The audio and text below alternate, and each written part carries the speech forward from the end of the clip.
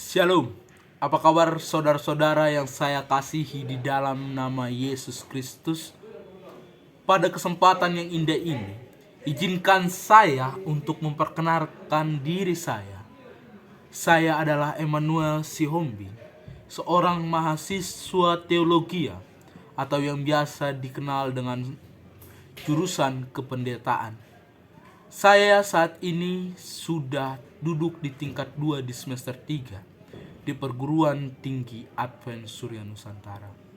Di video kali ini, izinkan saya untuk membagikan sedikit materi pembelajaran yang sudah saya pelajari sepanjang 1 semester ini di dalam mata kuliah Kepemimpinan dan Administrasi Gereja.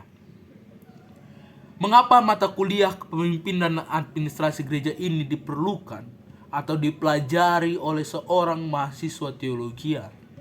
Oleh karena di saat seorang mahasiswa teologi sudah tamat dan sudah dipercayakan untuk menangani sebuah jemaat, maka di dalam apa yang sudah dia pelajari ini boleh diaplikasikan sehingga dia boleh memimpin gereja tersebut. Dia boleh mengorganisasi setiap hal-hal yang ada di gereja tersebut.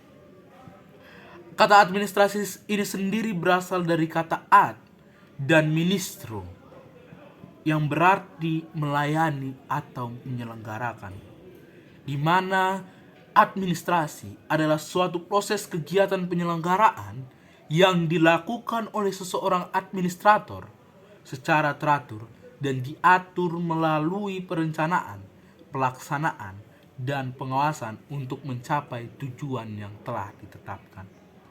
Lalu, apa itu administrasi gereja? Administrasi gereja sendiri mempunyai definisi di mana administrasi gereja adalah sebuah proses penyelenggaraan secara teratur kegiatan gereja melalui tahap perencanaan, pelaksanaan, dan pengawasan untuk mencapai tujuan penginjilan, pembinaan, dan pelayanan sosial. Hampir sama tujuan atau definisi administrasi gereja dengan administrasi. Lalu kita melihat definisi lain dari kata administrasi gereja.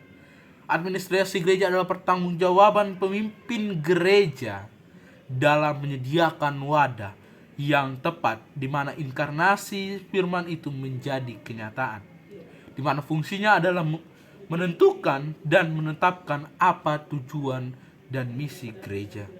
Kemudian pemimpin menyiapkan jalan untuk mencapai tujuan itu. Administrasi gereja tidak pernah berdiri sendiri dan harus disertai dengan teologi.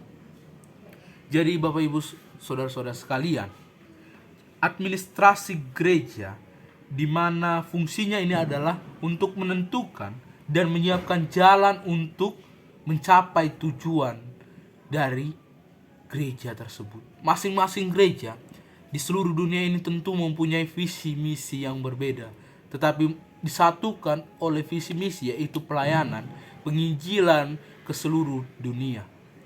Jadi seorang teologi, seorang pemimpin atau seorang gembala yang nantinya akan melayani di suatu jemaat, dia harus paham betul apa itu kepemimpinan dan administrasi gereja, sehingga di saat dia dipercayakan untuk melayani di sebuah jemaat, dia bisa melayani jemaat itu dengan baik.